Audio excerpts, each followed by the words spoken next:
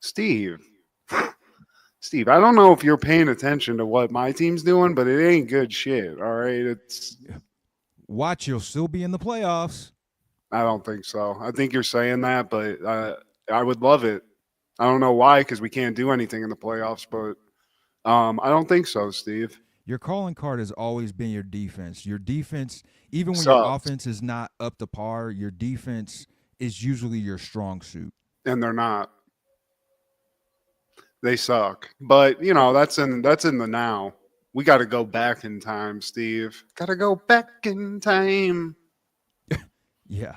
Um, dude, so like if you could say, how do I put this? And this is probably one of the weirdest questions I open up with. Okay. Which Muppet would you identify yourself as? Or would you say a combination of Muppets? Because I have a few of my own. I think it has to be a combo, Steve. Um, can we just pause real quick? We're live. I can hear an echo. Yeah. Is that cool? But you can hear me though. Yeah, I can hear you as long as it doesn't matter. I just wanted to make sure that wasn't going to fuck us up. Sorry. What Muppets do I identify as? Well, I'm a kind person, Steve. So I'd like to believe I got a little bit of Kermit the Frog, right? Of I course. feel like I'm a lover. I'm a nice guy, so I think I have a lot of that in me. But there's a lot of Gonzo and Rizzo the Rat for using like the Muppet Christmas Carol. There's a lot of trash inside me, a little bit of deviousness. Um, I mean, I don't think I have a huge nose, but I wouldn't No. really constitute that as the Gonzo. But No. um, yeah, I would say though that's a pretty good representation. I'm not the smartest guy. I'm schemy. I'll get the job done, but I'll give you some sass. So in that way, I'm like Gonzo or Rizzo. But I think a majority of me, even though I'd like to be the bad boy, Steve, is Kermit the Frog all day. I mean, Gonzo was into some weird, like, sexual things too. So, Spader style. Hell yeah, dude. damn James Spader. You can't get away. I mean, I've heard of Gonzo porn, Steve, but I don't know if it's related to the Muppet. I don't know where you're getting the sexual stuff with Gonzo, unless it's that. But He does hey, stuff with chickens. hey, dude, Gonzo's got Bear's hungry. He's gonna eat, Steve. Right? Yeah. What part of those chickens are you eating, Gonzo? Hey, so maybe just take that away from the Gonzo mystique for me. Yeah, I'm you're in not the really butt into stuff. chickens. I like eating them. Yeah, you're in the butt stuff. Gonzo was too. So There you there's a go. parallel. Hell yeah. He likes butt play. He likes eating a little booty. Yeah. No, he does. Chicken butt.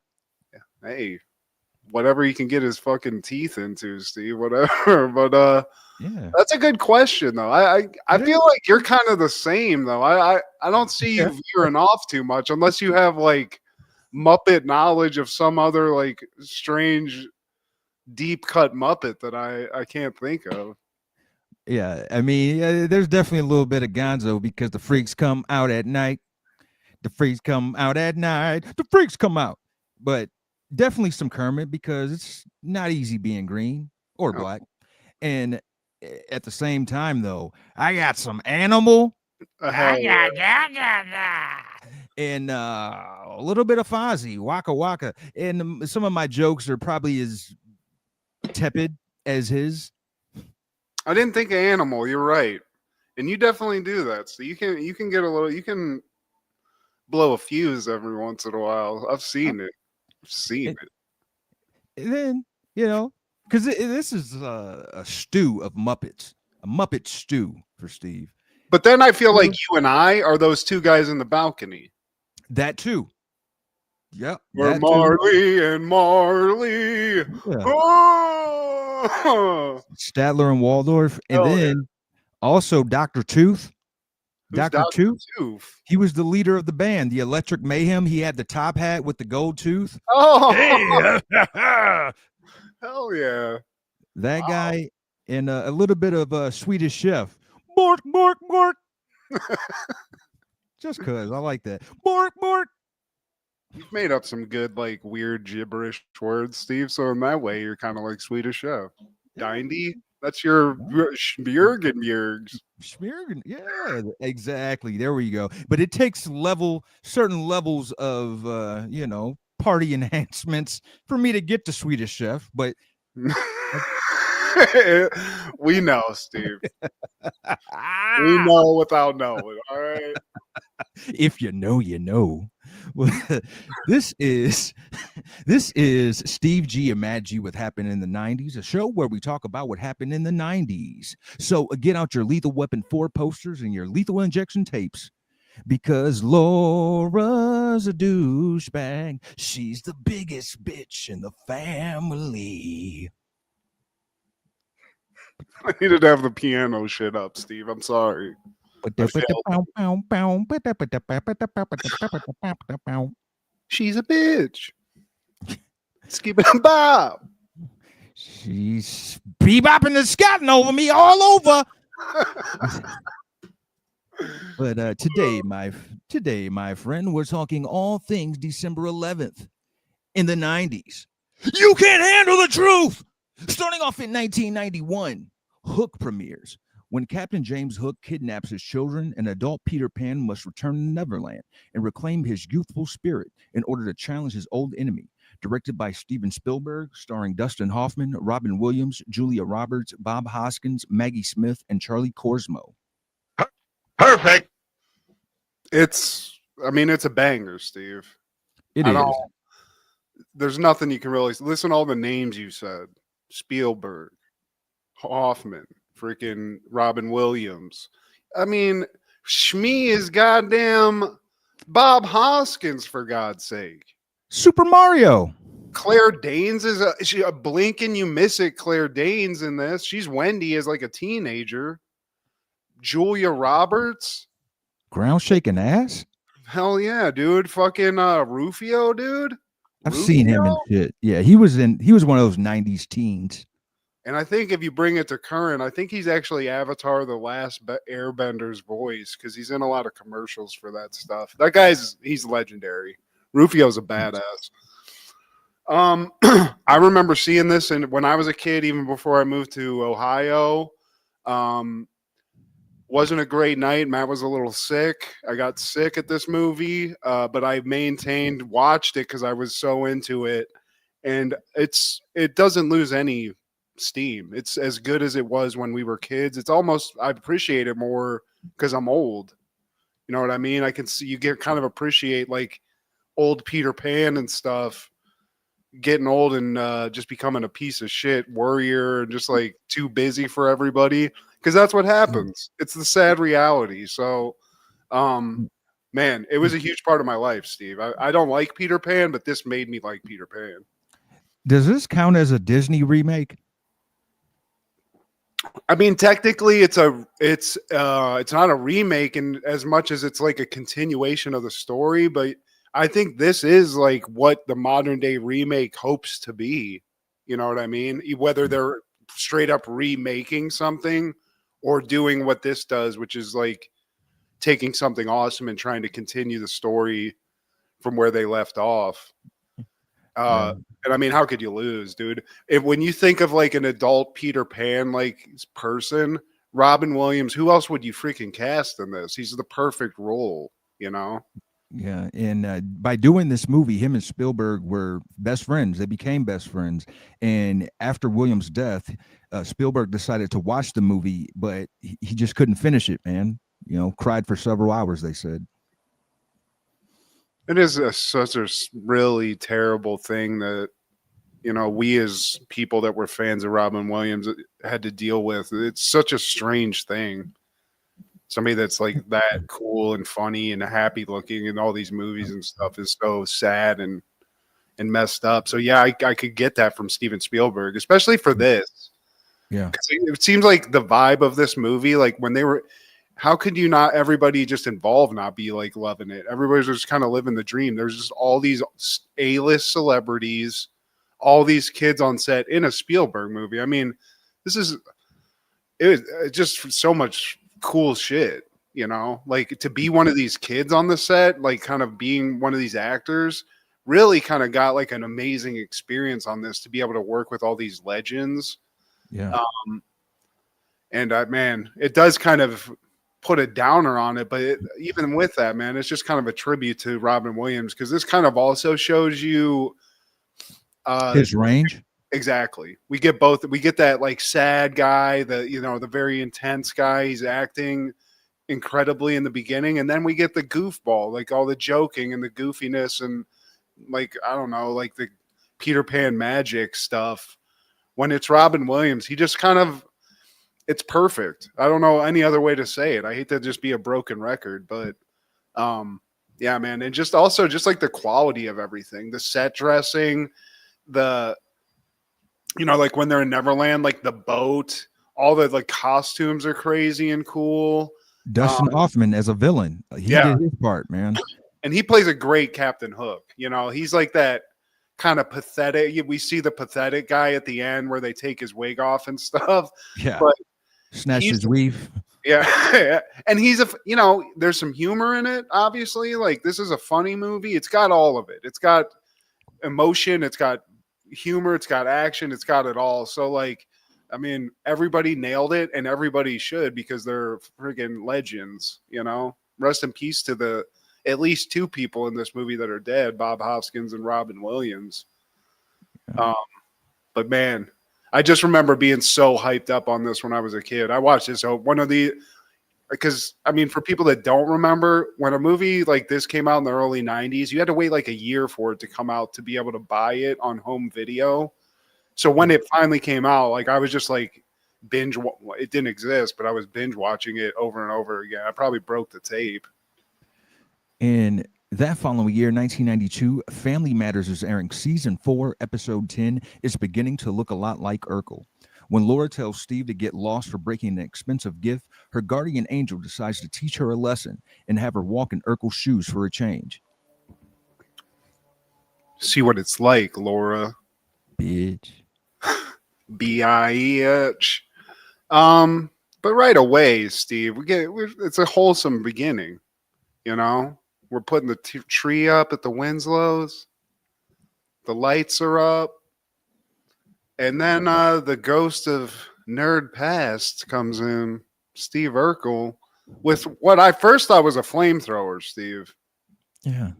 I don't know what the fuck it is, but it's a automatic tree flocker. Yeah, it's amazing Urkel super turbo tree blocker. Tree blocker or flocker? Flocker. I don't know. Yeah, something like that. Oh, they do it. Carl's not feeling it though.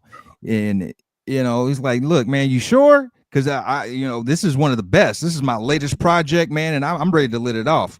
So of course, Steve lets it off, and of course, being Steve, the artificial snow goes everywhere. But it's all man, flocked up, Steve. It is flocked. I'm actually liking it though. Like, this is good home decor for the seasons. I mean, maybe on a window or something. But I mean, I like how Carl just sits down and just waits for the destruction because I mean, he just gets straight bukkakied in this stuff. Yeah, but I mean, it's Urkel, Steve. It's Urkel, man. And hey, even little cousin X-Pac is here for it. Do it again. Richie. Yeah, this is the good Winslow family. This is when Richie's still little. Oh, Rachel's here? With that voice and that body, Steve. Diva. Man, mute that shit, whatever it is. What is that? Yeah, my bad. I don't know what that was. I think it's on my computer. Then we go into the intro song. It's not Christmas theme, but it's a banger as always. And it's a short version, which I really appreciate. And then we get back into it, and we're at the mall, Steve. And Steve is just like out there waiting, I guess. I guess he keeps a close tab on Laura. So Steve pulls up when she comes out the mall, and his car, the Isetta, even has a Jingle Bells melody to it. And what'd you call this car, Steve? Because it's one of the smallest. I mean, you get hit on a highway in this thing, it's a wrap. It's an Isetta. That's what I said.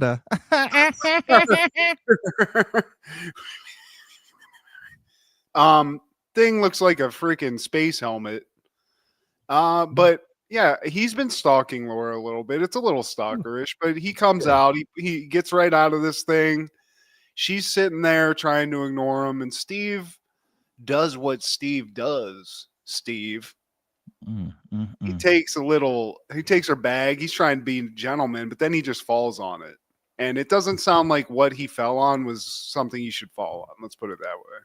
Yeah, we find out that it was a crystal vase that Laura was going to get for her mom. And he's like, don't worry about it. I'll just give her some Erk shoes like I gave my mom. Look, take that car and drive out of my life, Steve. I don't want to hear about you. I don't want to think about you. I don't want to see you. I hate your clothes. I hate your eyebrows. I don't want anything to do with you. I hate you. From this point on, I don't even want you to exist. Like, damn. And again, we've said it, Steve. Laura's a douchebag. She says that shit right before Christmas. How fucking fucked up is that? Right? Yeah. So she's fuming, Steve. She hurts Urkel's feelings. He goes away kind of in tears, if I'm not mistaken. He gets in that little yo-yo car, whatever the fuck it is, and he goes away. He's gonna crash because he's crying. But Laura's fuming, Steve. This is just another Urkel issue that she's going through. But before he leaves, she lets him know, like, there you go with the sad, droopy face. You always do this. Right after I cuss you out, you want to make me feel ashamed, but it's not going to work this time. Steve, I just wish you knew what it was like to be me. Not yet.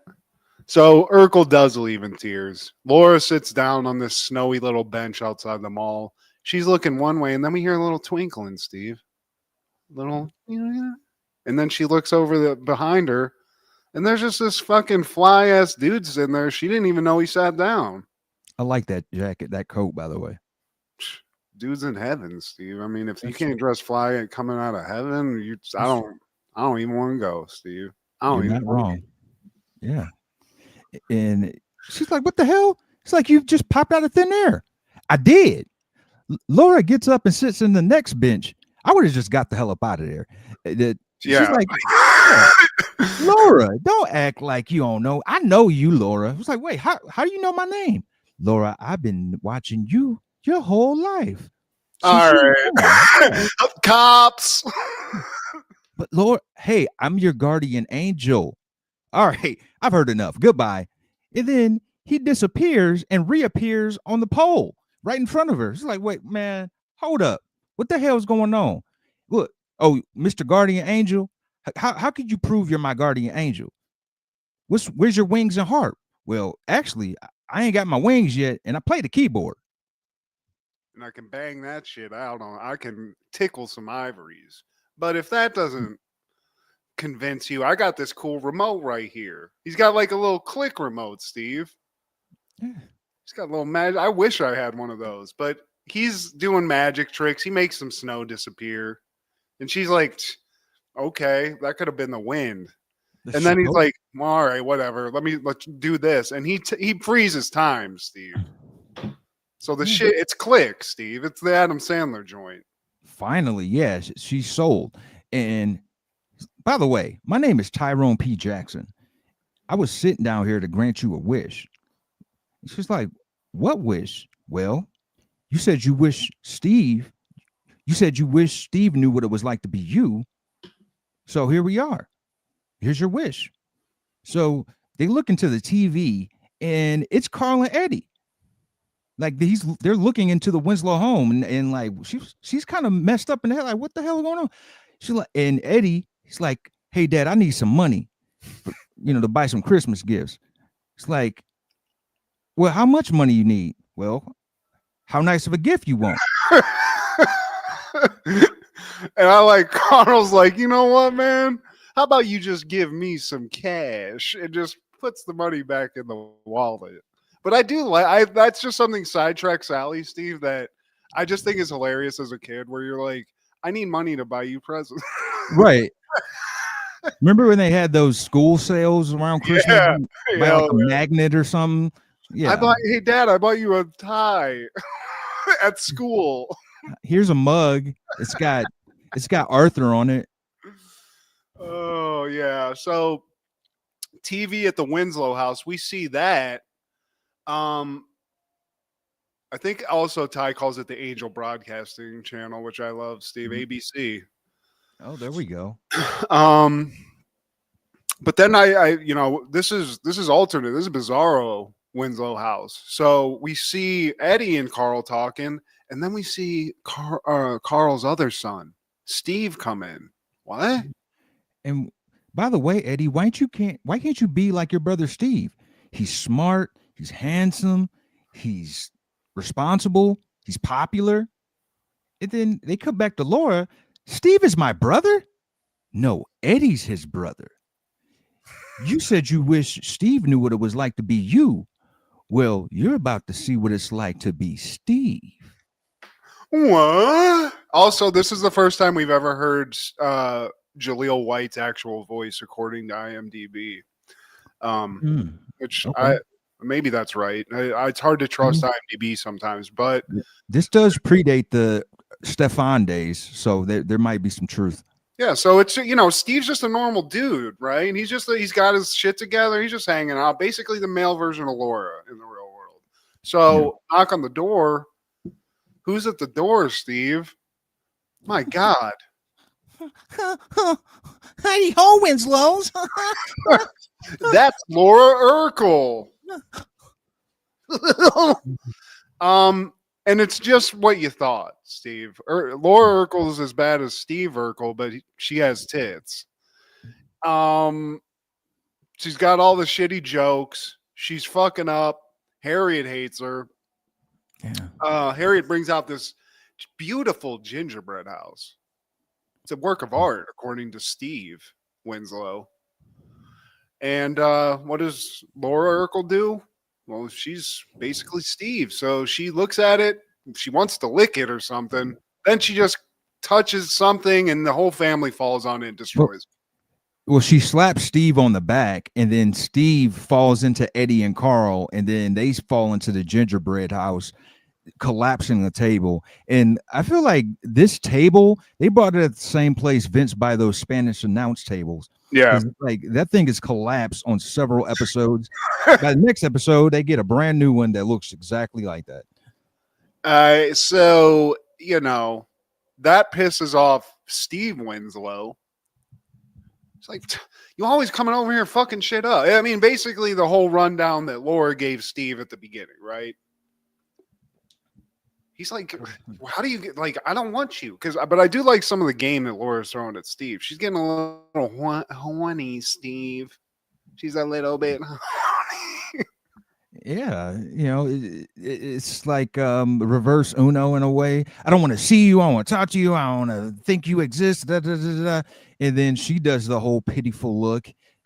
Because one thing we left out, the angel, Tyrone, he tells her, like, you can see what it's like to be Steve, but you need to feel what it's like to be Steve. So with his remote control, he zaps her into Laura Urkel's body. So now she's within the body, within this television show on Angel Broadcast Network.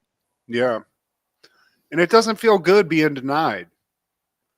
Right. So we see, because it's a whole conversation. I do like one of the stories, like, because, obviously Urkel's, they design products.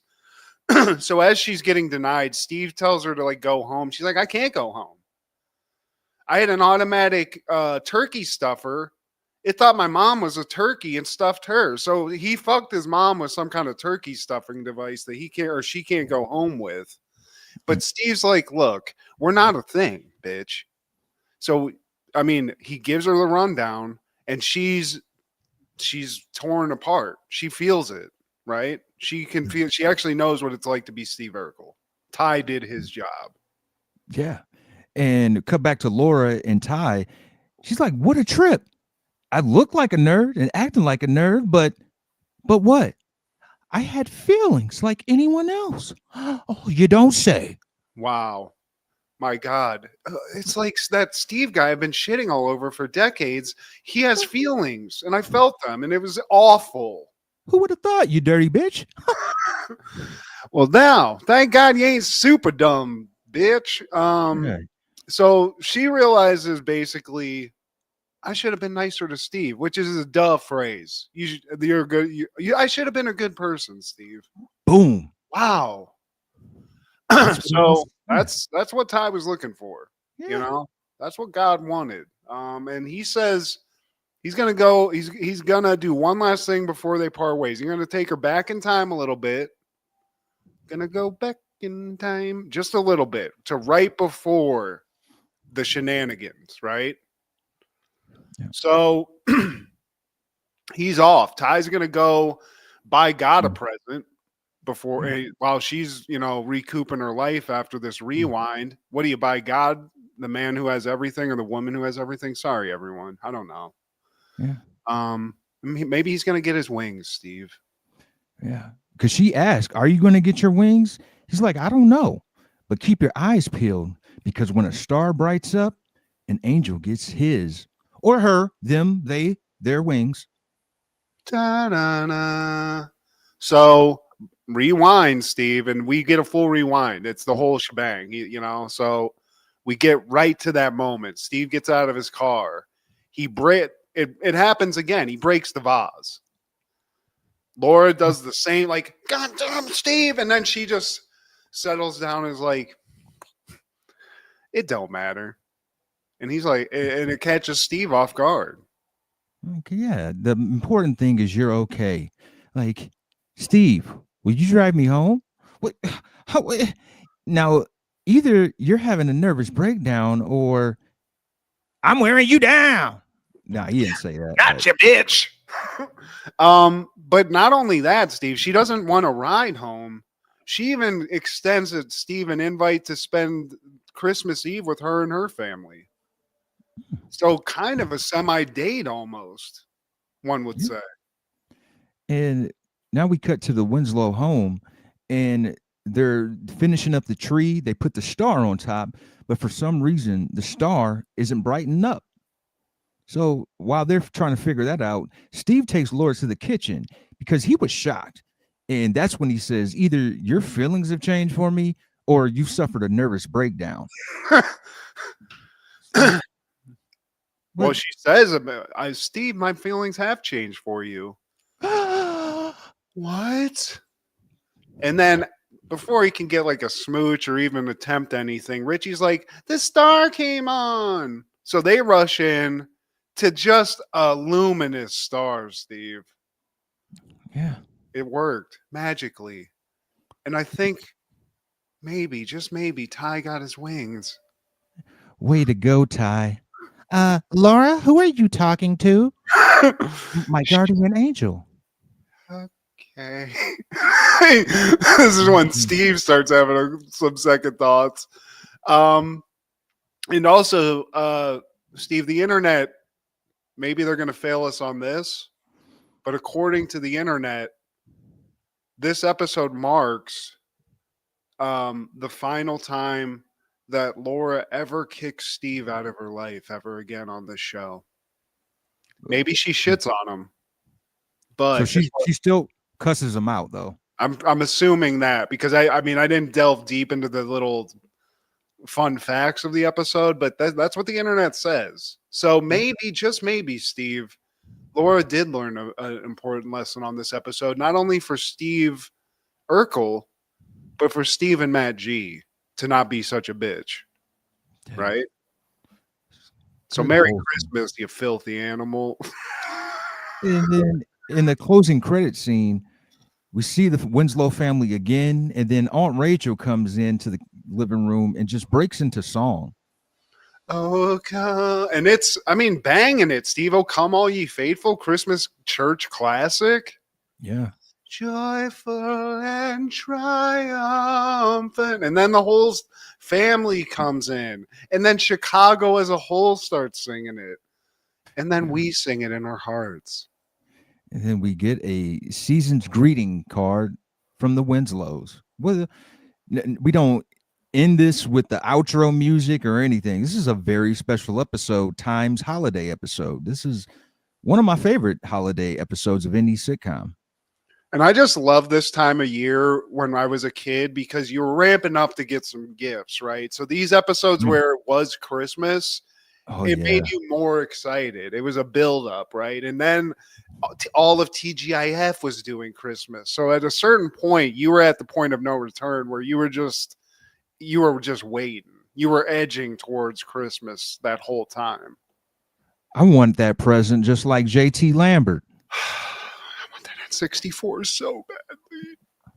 Mr. Cooper gave all the kids a bike. I want a bike like that. Shout out to the Winslows, though, Steve. Oh, I love it. But in 1992, A Few Good Men premieres.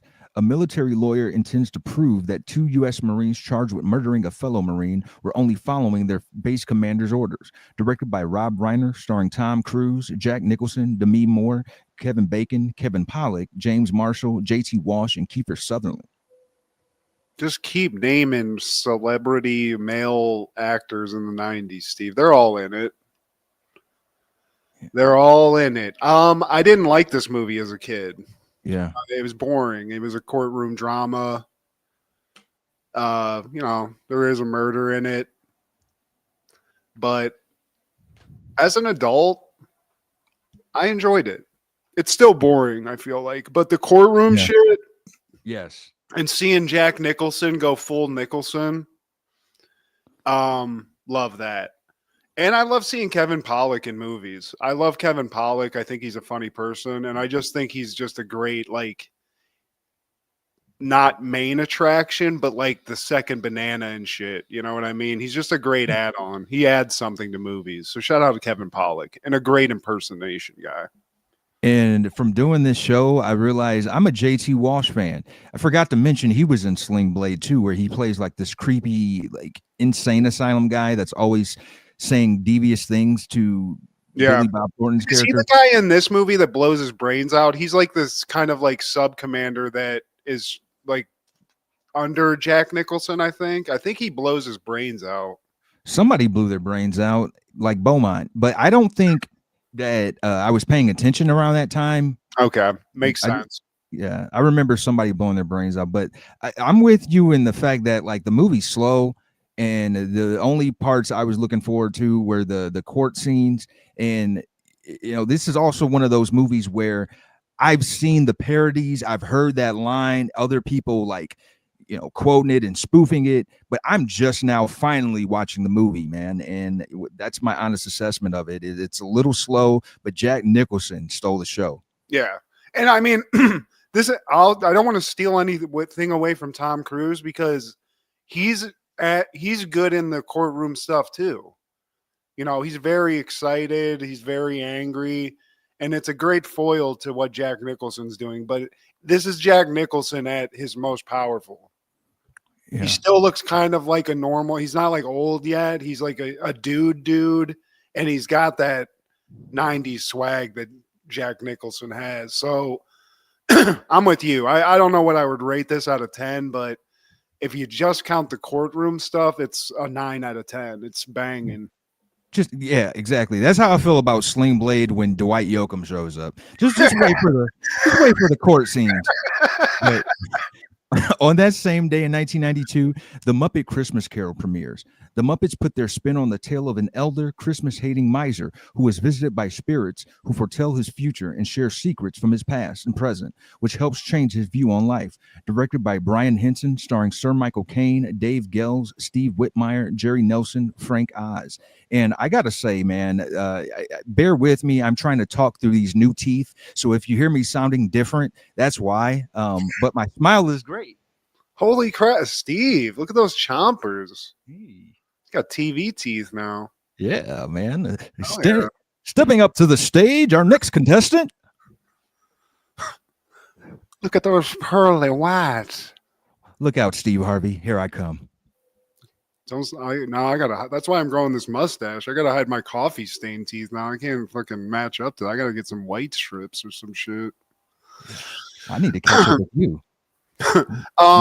You have healthy gum lines, I've noticed. Well, thank you. I appreciate that. It's what I wait for. It's the only thing I want people to point out is just my healthy gums. But this movie actually proves something, Steve, that I think I've thought for a while. If you have these boring, like old things like A Christmas Carol, all this Charles Dickens stuff, I don't like this time period, right? But you know what makes it all better? Muppets. A little Muppetry, right? Throw a Muppet in. I'll watch Scrooge all day. I'm not the only Christmas Carol that I guess I liked at all was the one with George C. Scott. But it's the same shit over and over again. So throw fucking Muppets in it, and Matt's a happy guy. Rizzo the Rat and Gonzo. Oh yeah, Harry in this bitch. Love it. The whole main cast from the Muppet Show is in here. Like all the ones that you look forward to seeing, they're in this. And I believe this is the first film without Jim Henson, like post Jim. Yeah. Well, Brian had to pick up the torch, and I mean, this is a banger. And you got Frank Oz, one of the greatest puppeteers of all time, and you got Michael Caine, a freaking knight, one of the greatest actors of all time. Sir Michael Caine. Yeah, so I apologize, but I wanted to ask this because I was trying to ask. I should have just looked it up, and I apologize I didn't. But I like asking you questions that you can't answer. Is this the first time Rizzo the Rat was a character? Because I don't remember him being. No, okay. No, he was in Muppets Take Manhattan, and I would say it's kind of a key role in Muppets Manhattan. But yeah, man, he's been rocking for a while. I bet him and Gonzo. Gonzo plays Charles Dickens. He's like the narrator of it, so he's constantly walking around following people. And I like also like that part of it, the reality of it, of them having to like follow Scrooge around. Like sometimes they get locked out of the building and they have to like wipe a window so they could see what's going on and stuff. It's cute. It was like 92. We were less than 10 years old at the time. I remember seeing this and loving it. A great Christmas movie. And like I said, man, give me a boring story from back in the day. Throw Muppets in it, or even a great story. Let's tell modern like World War II stories with Muppets. It's all great. Awesome. You know what I mean? It just works. You're not wrong, man, because even Muppet Treasure Island, I never cared for pirate anything. Never seen one Pirates of the Caribbean, but damn it, you throw some Muppets in there, and they like. I noticed they add like a serious thespian to the mix, like Michael Caine in Muppet Treasure Island. They added Tim Curry, and both of those guys, they said that this is one of their favorite roles, man. So the love, the charisma of those Muppets, man, it's infectious.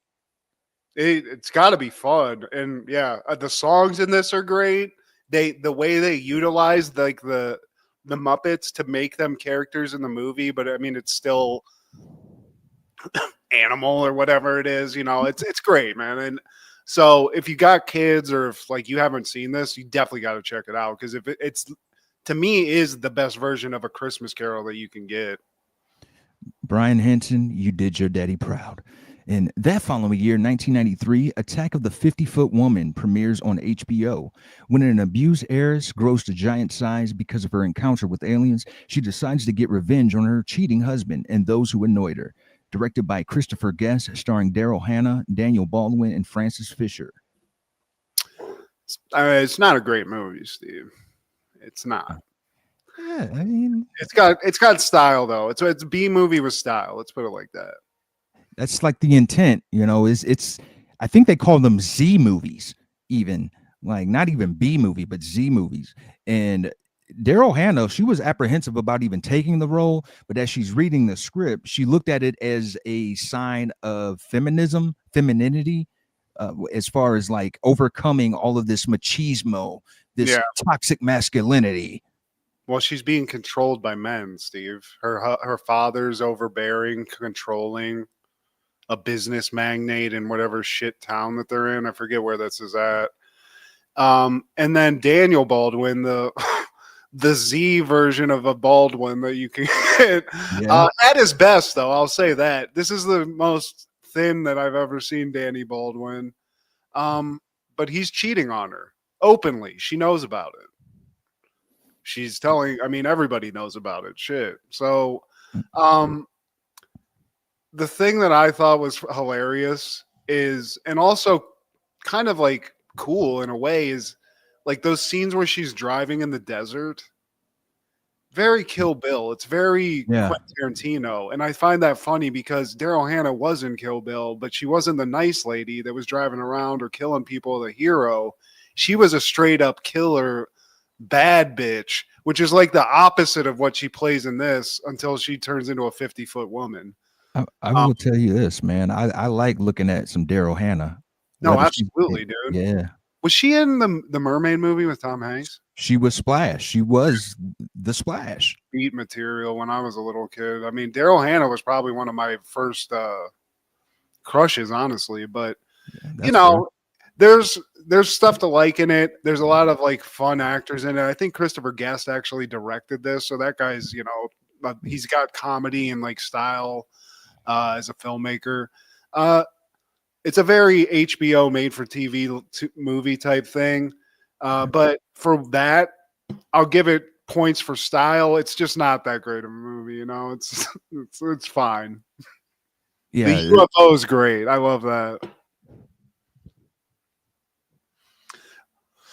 But yeah, shout out to Danny Baldwin also. I mean, I just love if your last name was Baldwin and you had that like chin, they just give you just a role just to see if you could do something. But there was another one I was looking for. This one is called The Attack of the 50-Foot Cheerleader. But there's one that was in the 90s that I was looking for, and I'll post it up here. But that one shows breasts and nipples, and that the one that I'm trying to think of. Yeah, I wish that was happening in this. I mean, there's some gross sex in it where Danny Baldwin's fucking his skis in a hotel. Yeah, and he's just like grunting on top of her, but other than that, it's not great. You get a lot of close-ups of Daryl Hannah's bra and stuff unclasping because she becomes a giant, and I found that kind of like scintillating. Yeah, and available on YouTube. But also in 1993, the 59th Heisman Trophy Award is presented to Charlie Ward, the quarterback of Florida State. Dual threat. Also dual sport because he didn't even play fucking football after this. He made the same decision I'd make in that scenario, man. If it was up to me, I'm definitely going NBA. And the guy actually had a pretty successful NBA career. I mean, he wasn't an all-star, but he lasted 11 seasons. He ended up being an assistant coach for one of the teams, and he's, I think, still a coach. But he was the starting point guard for the Knicks in the finals. So shout out to Charlie Ward, man. Yeah, he played point guard for FSU too. But I mean, it is crazy that he was that. I mean, he was decent at football. I mean, he had to he led the nation in passer rating, completion percentage, and touchdown passes. So that's not an accident. Yeah. But I guess he just. I agree, Steve. That seems to be a better option, honestly. Even now, like basketball players get paid more, and I feel like it's less taxing. Yeah, you're self-preserving, but yeah, man. Shout out to him. In 1997, Seinfeld is airing season 9, episode 9, The Apology. George is angered when an old acquaintance withholds a 12-step mandated apology. Jerry's girlfriend is too comfortable with her nudity. Elaine works with the germaphobe. Yeah, a lot of problems, obviously, Steve. That's Seinfeld. That's the mix. Everybody's got a problem. Yeah, I love it. We start off with Jerry's problem. He's making waffles. Girlfriend shows up. She's naked, Steve. Butt ass nude. Butt ass. And, I right then and there, I'd be like, oh, okay, nice. You should be making this, but... For real. And after that, we cut to Monks. Jerry's talking to George. She's like, she ate breakfast naked? I've never had a living room naked. Look, dude, you're living the dream. It's like a Playboy mansion. You think that, right, Steve? You got a fucking hottie. But I see what they're saying in this. I came around by the end. But Jerry's girlfriend, I think her name's Melissa. Yeah, She's a hottie, Steve. she really is. I'd never get tired of that. But yeah, so George is he can't believe it. Elaine comes in. Turns out she's back with her old flame Putty, Steve, one of my favorites from this show. Hey, babe. His apartment's getting fumigated, and they said, fuck it. We're just going to try to give it a go again. See what happens. Yeah. And she also has some news to share about Jason Hankey. He called her to apologize. He apparently is a recovering alcoholic. Now he's in AA. And one of the 12 steps is step 9. Step 9, where you make amends to those who you've done wrong by. And George, he's loving it. He's like, Stanky Hanky? He's doing the 12 steps? Oh, Yeah, I can't wait to get my apology because he knows he's got an apology waiting for him because apparently there was some party that Jason was throwing. We're just going to call him Stanky Hanky because I love that. And it was cold. So George asked to borrow a sweater and was refused because apparently Jason thought his fucking head was going to like stretch the neckline, right? It was a cashmere sweater, Jerry adds to that, which I guess makes a little bit of a difference. But George was like, I had to he wouldn't let me do it. He wouldn't give it to me. I had to walk around that party with a stupid windbreaker jacket on, looking like an ass. Yeah. So that's an apology waiting to happen. And George is just, it's like fucking Christmas morning, Steve. Yeah. He's just waiting. And we cut to Elaine. She's in the restroom of her job, and she's talking to the fellow female of the staff. And apparently, they're the only ones that use this restroom. They're the only ones on that floor, the only females on that floor. And as they're chopping it up, the coworker, I guess her name is Peggy, she goes into one of the stalls. And right as she goes into the stall, Elaine sees her use one of the seat covers. So immediately, Elaine is feeling a certain way. Yeah, she's like, because also there's like a little side eye too to it where it just seems weird. It's a little off. So we go to Jerry's, and Kramer's having an issue, Steve. He's a shower guy. He loves showers, but they're taking forever, right? Jerry's trying to coach him about it. But Kramer has like a process like written down. It's like a script almost for showers. He's got this whole thing going. And then Elaine comes in fuming about the bathroom thing. And she asks if just kind of like a question to the ether. She's like, hey, if you had a roommate, right? You're sharing a bathroom and they use the seat cover, would that piss you off? And that's a good question. But I honestly wouldn't care, Steve. Seat cover away. Yeah. And she's like, man, she's probably one of those neurotic clean freaks. So we cut back to just Jerry and his girlfriend, and they're playing Scrabble. And again, she's naked, butt ass naked. This lady is just a nudist, I feel like. But, seems pretty cool. They're playing a game of naked Scrabble, whatever. But she gets up, kind of walks off camera, and I guess something went down the wrong tube because she starts just hack coughing, just me on the show a lot. And you see Jerry's face kind of change as she's coughing to almost disgusted. And yeah, he's disgusted. And we cut back to Monks again. He's talking to George. He's like, dude, everything goes with naked. She's eating cereal naked. She's eating bread. I'm like, man. And Jerry's like, dude, no, you understand. When she coughs or when you cough naked, you start to see all the muscles and all of the joint. It don't hit the same. Shit opens up and closes weird. It's a whole thing. And George is like, I can't even like picture that. He's like, picture that slow-mo video of the guy taking a fucking cannonball to the gut. That's what it's like. Naked hair brushing, good. Naked crouching, bad. Yeah, but George is like, dude, you're fucking spoiled, dude. You know how much effort I have to expend just to watch, like, look at people and picture them naked? You just got the shit walking around like a buffet. Man, why don't you join her? But Now, Stanky Hanky walks in and is played by none other than James Spader. And he wants to make amends, but amends to Jerry. He's like, look, man, I remember a while back, I referred to you as Gary. Totally thought your name was Gary. And I felt bad about that. So, Jerry, I'm sorry. And George is sitting there smiling, like leaning back, kind of cocky.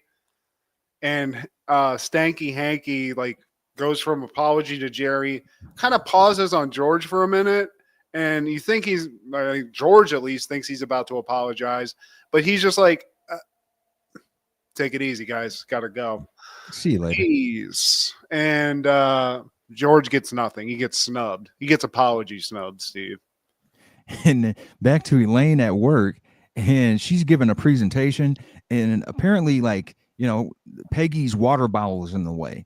So she moves it, and then she goes back to her presentation. But Peggy, she like sneakily puts that water bottle in the trash now. He's like, you know what? I'm thirsty. And then one of the coworkers, he's like, you can have some of mine.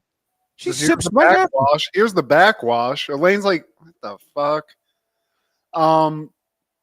So yeah, and then this actually happened to Jerry's before this, but we're in Jerry's. Kramer's sort of going through through his little process of showering. He's got it down to 27 minutes, but he's just got a bunch of leftover suds all over him. And Jerry's like, dude, you're not like, this isn't right. So Kramer's like, dude, I need somebody to show me. I'm a look, learn, do guy. So you got to like run me through whatever your process is so I can kind of like tailor it to my shit. So we cut to Jerry's bathroom. This is a dry run, Steve. They're not naked in the shower together, but Jerry's just kind of giving them a rundown. Step one, come in, quadrant wash. It's a very clinical thing.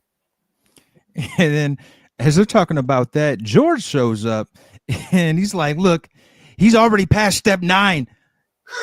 Now all he has to do is say a prayer and say, I'm sorry, and then that's it. He's on step 10. Can you believe that? I'm not going to give my damn apology. So, cut to the diner. George sees this guy, walks up to Stanky Hank, who's with a couple other hombres at this diner, and he basically is like, dude, I want my apology, okay? He runs through the whole thing. He's like, you got to give me my props. You can't fucking stop. You can't skip over me. You can't overlook George Costanza like that. Apologize for what? Not that neck hole thing again. Look, man, I'd appreciate it if you said sorry. No way, dude. You would have stretched my sweater out. I mean, I'm sorry. I didn't want your rather bulbous-sized head riding the neck of my sweater. For that, I apologize. He's skipping and scapping. He's bebopping. Yeah, so George taking a fat shit on at the diner. Cut to the YMCA where some fat shits are taken. And we're actually in the bathroom, specifically in the shower, seeing some guys suds up. They're taking a shower. But Kramer's in there fully clothed, just taking notes, Steve, because he's really got to lock down the shower thing. What part of this made you think it was all right, Kramer? Because he's like, yeah, I'm watching you too, but this guy's really showing me something. What's wrong with you, man? Get in there.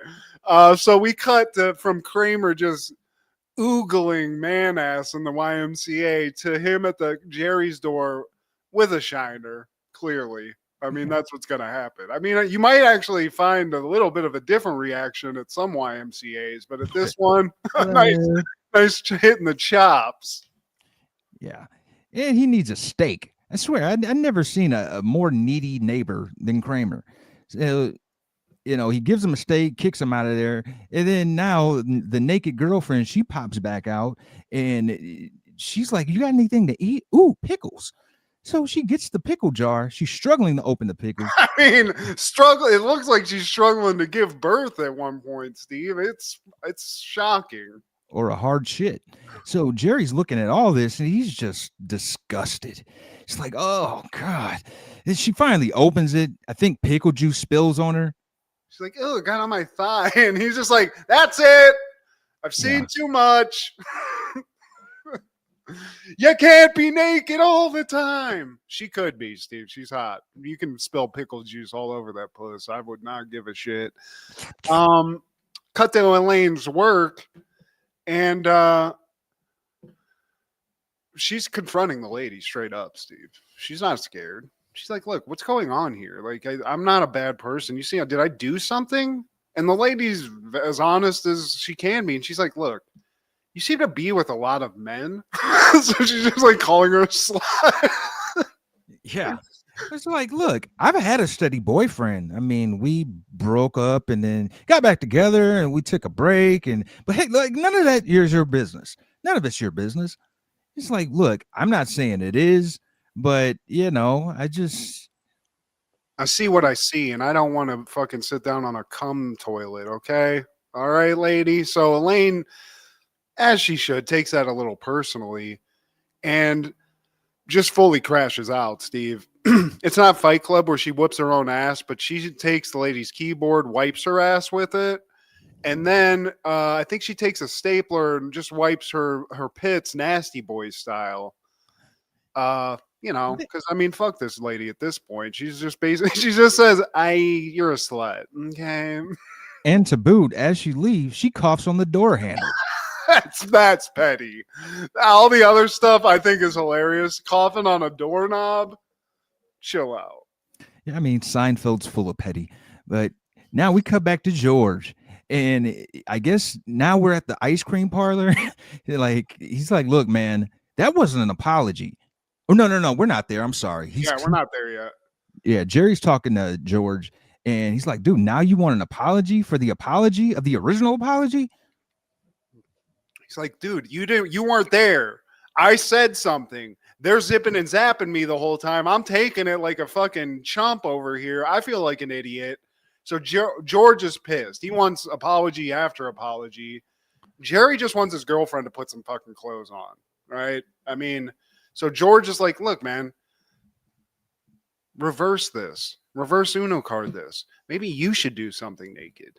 Do something gross naked. And Jerry's like, what? He's like, I don't know, fucking belt sand. I don't know. Which sounds very dangerous. There's a guy with like some low-hanging nuts. I belt sand naked. Like, that could be a huge problem for me, right? But, I mean, it seems like good logic otherwise. Just think about it. You on all fours, that thing vibrating, she'll get the picture. So Kramer calls now, and he's in the shower. He's got like some electronics. I don't think he watched Addams Family Values, but he's got everything in the shower. So he's getting more pointers. He's letting them know, like, hey, man, I think I figured it out. I just put everything in here, and, I'm killing 4 or 5 birds with one stone. Yeah, he's like, look, man, I was trying to figure out how to not be in the shower, but what I've come to realize is, why do that? I love the shower, right? That's where I want to be, so I'm going to be here. So like Steve said, he's basically creating a reality just in the shower. He's got a whole apartment, but now he's self-contained. He's moist. You can clean the dishes pretty easily, which we see him doing later. But yeah, he's why fight it, Steve? Shower life. And back to Elaine at work, they're all sitting down at the table, and we find out that Peggy's sick. And Elaine's like, we all have intense malaise, right? Yeah. She's just pissed, and she's like, this lady is freaking crazy. She's a freaking hypochondriac. So what if I wipe my ass with her keyboard and coughed on her knobs and this, that, and the other? Yeah. She's crazy. And the guy sitting next to her, he's looking at her like she's crazy. I mean, rightfully so. But now George is at Monk's and he's talking to Hank's sponsor. And he's just going off, retelling the story. And the sponsor's like, man, what seems to be the issue? I don't know. Step 9. He was bebopping and scatting all over me. I think you should drop him. I'm sorry. Go for it. No, I need you to drop him to step 2. He's got to come back steps. You're his boss, aren't you? Like, he doesn't get like what's going on here. So the sponsor dude's like, he seems weirded out, but then he kind of clears up. He's like, you know what, man? Like, I get it. So why don't we go? I'm going to take you to a meeting. And George's like, great. Let's go get this guy. Can I whoop his ass? Or like, he thinks he's getting to the like full confrontation mode. So yeah, but that's talking about petty levels. Going to the AA sponsor, fucking George. I love That's crazy. He is the MJ of petty, man. Like, I love some George Costanza. But now we cut back to Kramer. He's washing dishes in the shower, and there's food in the drain. Yeah, it's clogging the pipe, Steve. There's no trash compactor there. So, but he's, you have a salad in the shower, fucking just wipe it out and get going. Fuck a ranch. You might smell a little like ranch, but yeah, that's a shower life, Steve. Back at Jerry's apartment, he walks out of the room naked, and his girlfriend asks, like, wait, why are you naked? I thought naked was good. This isn't good naked. That's not good naked. So that hurts. That's got to be tough. Jerry's taking that one tough. And then cut to the meeting, Steve. And we don't walk into what is it's not an AA meeting. We find out it's a Rageaholics meeting. So George finds that out and he goes into a rage. I mean, that's the only way to put it. And it seems like he's in the right place. I am not a rageaholic. Please. I'm losing it. Yeah. Now he's talking to Jerry back at the cafe. He's like, look, why would he ask you to join a Rageaholics meeting? I don't know. This whole universe is against me. They want me to bottle it up, and it makes me so mad. Elaine walks in. So we cut from George's rage to Jerry's shame. And Jerry's like, hey, man, like, is something wrong with me walking around naked? And Elaine's like, look, man, like, that's gross. Guys naked's gross. There's a lot of bumps. They got balls and weird skin and shit hanging. Hideous. Female nudity, it's a work of art. And I agree that Elaine's spot on this. She's not wrong. I don't need to see a dick and nuts, but some titties and ass. Jerry, chill the fuck out. But, she's right. There's no other way to put it, Steve. And back at Kramer in the shower, I noticed some notes in the back on the walls. Call mom. Call Lomez. But he's got he doesn't have Amazon, got a delivery, and he's turning this thing into a giant sink, Steve, because he wants to put a trash compactor into that drain at the bottom of the shower. Because, he's dropping a lot of lettuce and a lot of salad and shit, and it's just causing some issues. So he tries to do it. He can't. So he calls somebody, and the other line picks up, and it's Putty, Steve, our buddy. He's sitting at Elaine's, and I guess he's some sort of like, do-it-yourself master or some sort of like plumber or something, because Kramer needs some tips. Yeah. Like while they're on the phone, Elaine comes in. He's like, I'll call you back.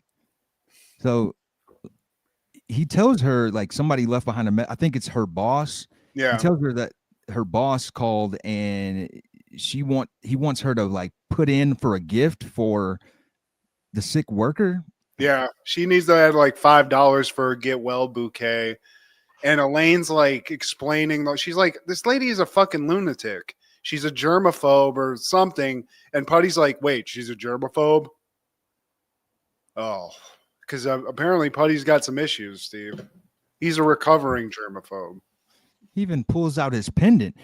She's like, what's that? It's a germ. Been in recovery 6 years or whatever. So he's got a lot of knowledge, and Elaine's like, this is perfect. So she goes over to Peggy's house, brings Putty over to basically just kind of give her a lowdown on germophobia because, she needs awareness. But Peggy's like, well, I appreciate you bringing over the guy that you're currently banging to like talk to me, but this isn't good. But Putty kind of he gets through to her. He's like, there is a life after germophobia. Like, look at me. I live with this disgusting pig. Like, you think I would be okay if, living with her? And they kind of like, I guess, bond over the fact that Elaine's just kind of gross. Yeah, she's worn these dirty house shoes for like the past 15 years. What's wrong with my house shoes? They're bacteria traps. They're disgusting. That does it. We're broken up for the rest of the day. It's New York life, Steve. You're just stuck. If you can't get away from whoever you're sharing rent with. So cut to Jerry's. And Jerry convinces girl to put on some clothes, Steve. And she's just as beautiful as she was naked.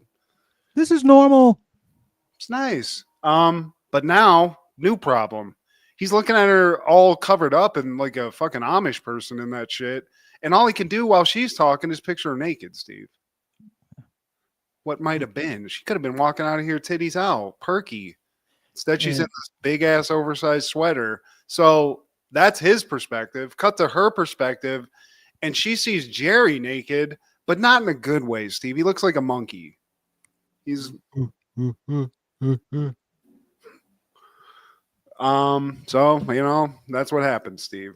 You open Pandora's box, titties can't come out anymore. Yeah. So now we cut to later, and Jerry tells George over the phone, like, we broke up. Oh no, was he talking to Kramer? I'm fucking this whole thing. We're in Elaine's right now. And because Kramer was going to treat Putty to a little thank you dinner for helping him set up that trash compactor in his shower, which is working great because Putty knows what he's doing. So they're eating. No, we're not there yet because he is talking to Jerry because like we find out Jerry and his girlfriend broke up. He tells Kramer that, and he asks Jerry for tips on how to make these radish roses. And my bad. So he tells him about the radish roses. Then we cut to George now, who's at this ice cream parlor.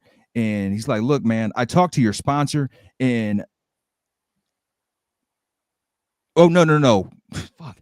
So Stanky Hanky, he says he talked to his sponsor and he's like, look, man, I was rude to you. I was very mean on that day and you deserve better. And then we see a familiar face. DJ Connor comes in and he orders a cone.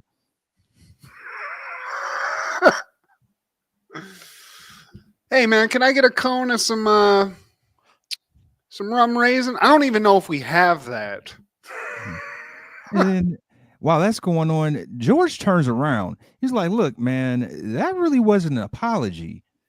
I think I need to, I'm sorry. You just said I deserve better. That wasn't enough. And then DJ, he chimes in. He's like, hey, man, what about that cone? Look, man, I'm alone. It's my second day. What? No, I'm sorry. He's like, look, man, I'm alone. It's my second day. I don't even know if we have that flavor. I'm sitting here communicating with somebody else. Can you not see that? Yeah. And he crashes out. He's like, look, man, I'm not going to apologize to you. It's bullshit. You have a big head. The fucking thing would have gotten stretched. I don't know what you want. Get the fuck out of the store. Yeah. Can't you see we're closed? So it's not going good for Stanky Hanky at all. And I think this is where now we're eating salad. Yeah. Okay. Now we're eating salad. Now we're tossing the salad, eating it. So Kramer's made this delicious shower meal for everyone, right? No one knows he's cooking in the shower, preparing food in the shower. They're eating it. They're loving it. The radish roses are fantastic. It all seems great.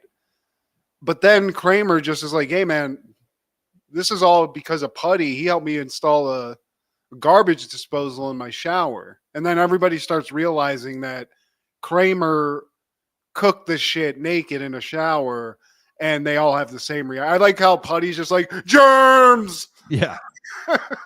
In the closing credits, we see George showing up to the germaphobe meeting. He sees Elaine, Putty, and Peggy in there. Like, what are you guys doing here? This isn't Alcoholics Anonymous or Rageaholics Anonymous.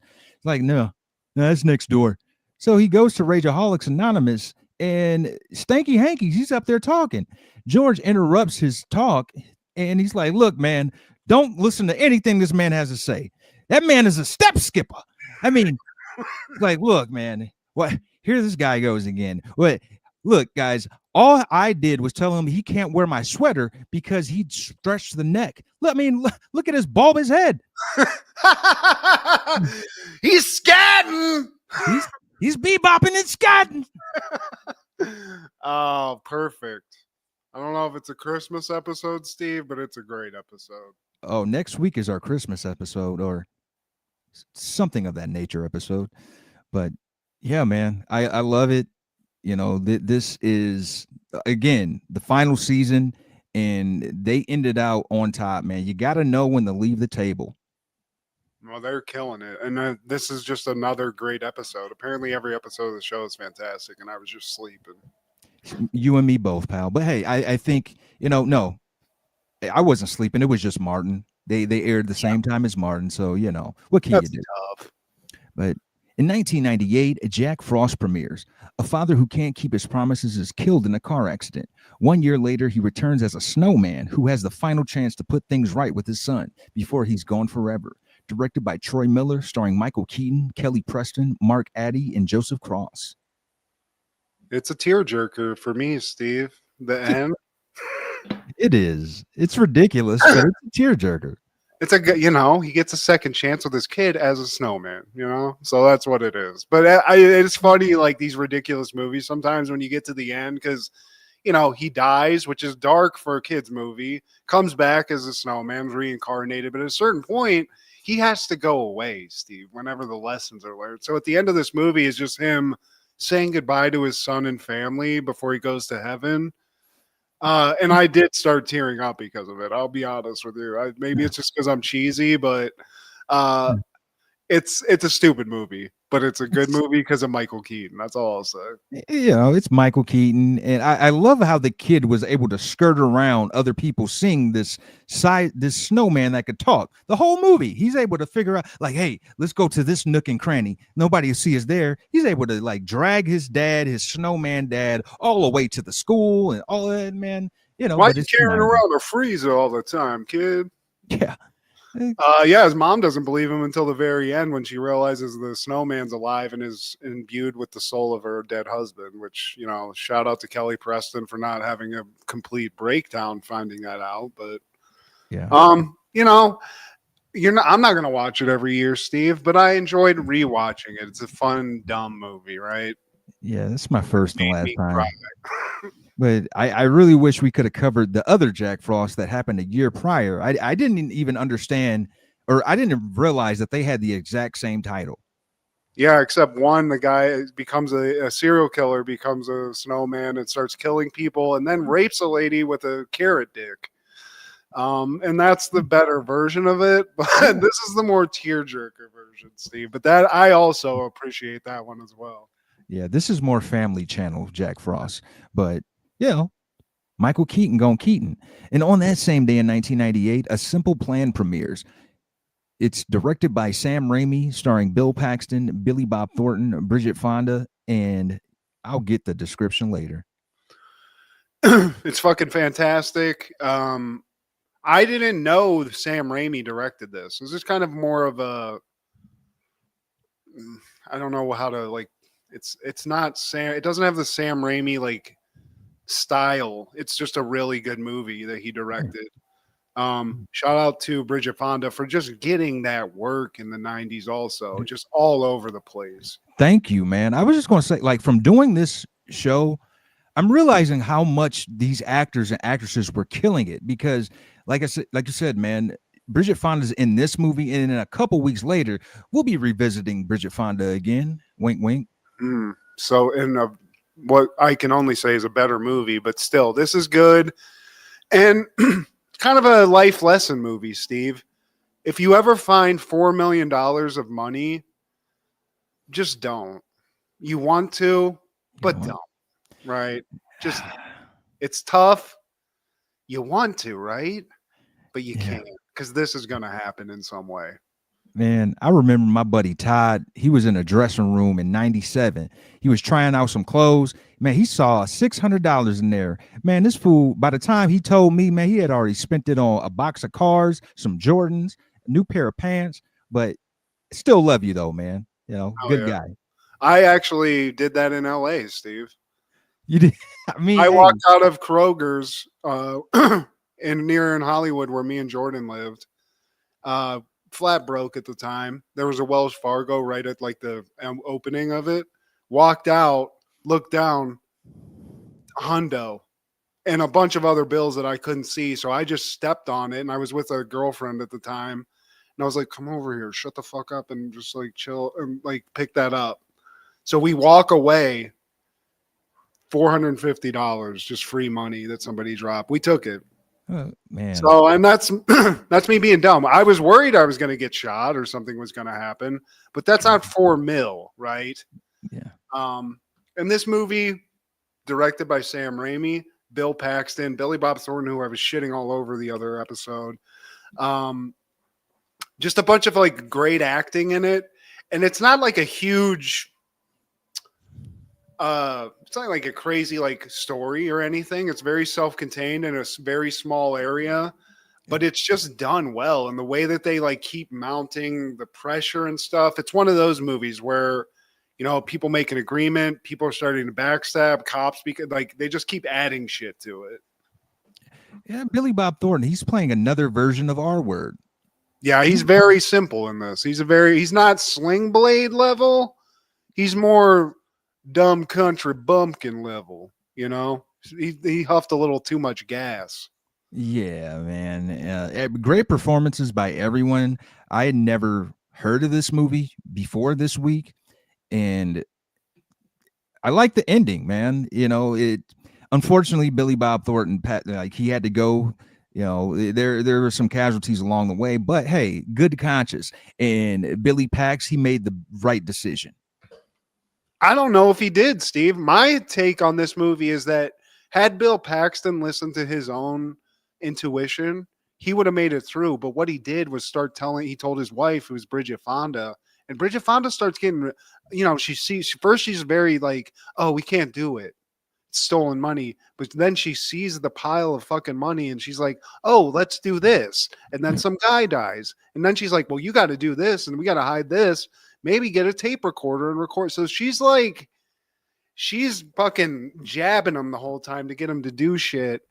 And it all goes to shit. It's like cursed money, right? Yeah.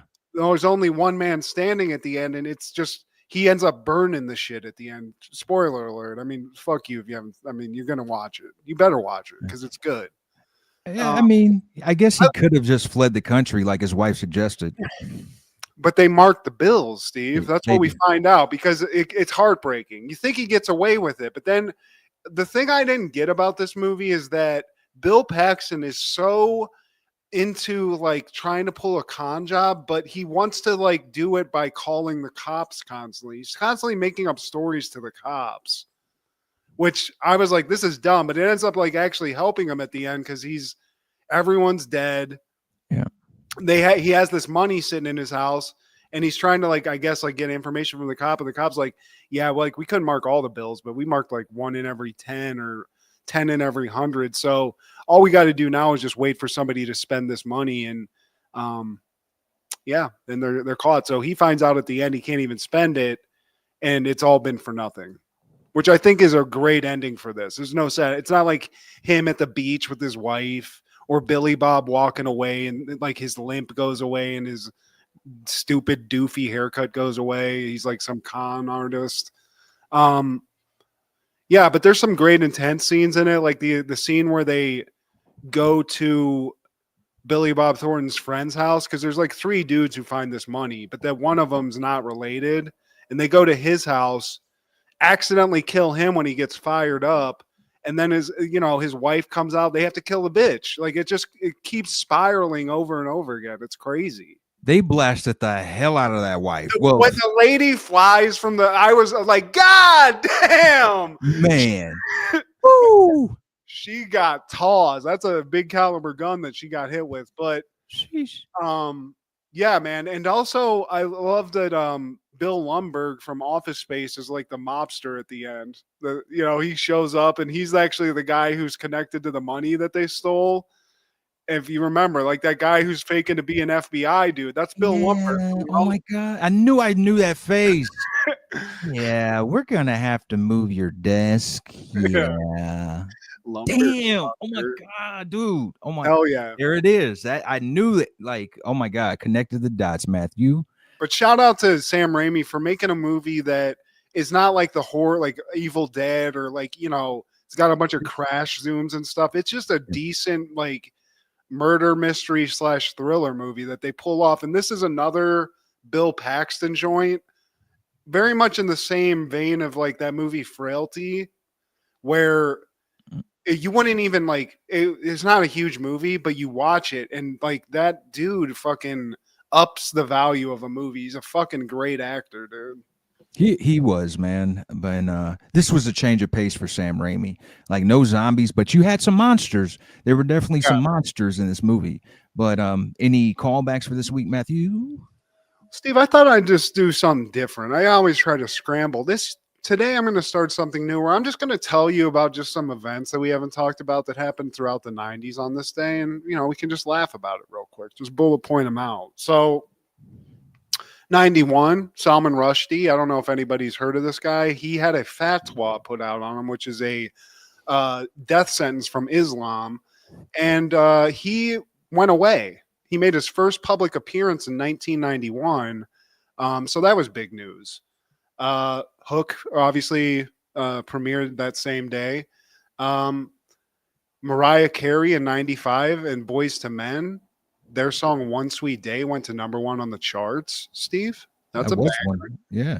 And then in 98, Big Willie style, President Clinton, they signed some articles of impeachment because he lied about getting his D asked in the Oval Office, the Monica Lewinsky scandal. So I don't agree with it. I don't like Bill Clinton anyway, but you know what? It happened in the 90s, Steve, on December 11th. That it did. Thank you for that. Yes. So how about you? Two brothers and a friend, all blue-collar workers, come across millions of dollars in lost cash and make a plan to keep their fine from the authorities, but isn't long before complications and mistrust weave their way into the plan. That's all I want to get that out the way. But nice. There was something else that I was going to add. But oh, yes, that's what it is. Kitty with the flare. I see you, we see you, and hi, hello. It's good to see comments. It's good to see these comments. We can see you. We can hear you textually. And we love that you're watching. Right now, no one's watching us, but also Blue Atel, hi to you. So thank you guys. Yeah, man, please share this. Please like, share, subscribe, and comment. Please tell your sister she can't handle the truth. Check out Food Show Fanatics as well as Crushgasm every Wednesday with Kendra G, our guy Clark the Shark on Podcastle, and Wrestling with Ronzilla on TikTok. This is Steve G and Mad G with Happened in the 90s. Yeah. It's the Slickster talking at you, honey.